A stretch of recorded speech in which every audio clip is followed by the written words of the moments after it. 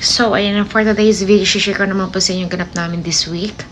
And finally, after 4 months, binigyan na po siya ng final operation. At pumunta nga po pala kami nung Monday at bumiyahe nga lang po kami dahil medyo napapagastos na kami sa tollgate at saka sa gas. So, ang ginawa namin nung Monday ay nagbatrasko kami papuntang Lipa. Then, Alps, from Lipa, Alps to Mega Mall. Nag-Alps lang kami to Mega Mall. So, ang pamasahe namin sa Batrasco, simula sa bahay ay, yung akin ay 59, yung kanya is 47 dahil PWD siya.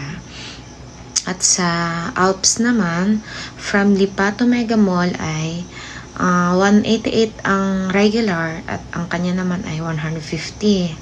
So, medyo nakaka-less ng gastos at nakakatipid-tipid kahit papano. Dahil medyo mauubusan na rin kami ng budget dahil kakabalik-balik namin ng Orthopedic Center, Maynila. So, ngayon, nung Monday, yun ang ginawa namin.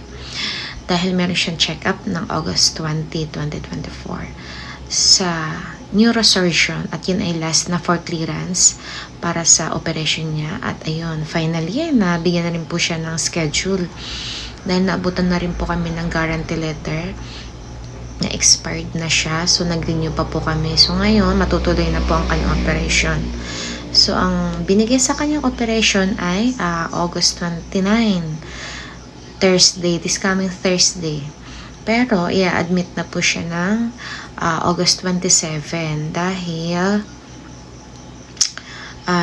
syempre may mga preparation pa po yung mga doctor or mga nurses bago siya operahan. So, ngayon, a-admit po siya ng Tuesday, this coming Tuesday, August 27. So, hinihiling ko po yung prayers ng lahat na sana maging okay ang operation ni Bernard this coming week. At pinaghahanda nga po pala siya ng 2 blood bag na O positive ang kanyang blood type.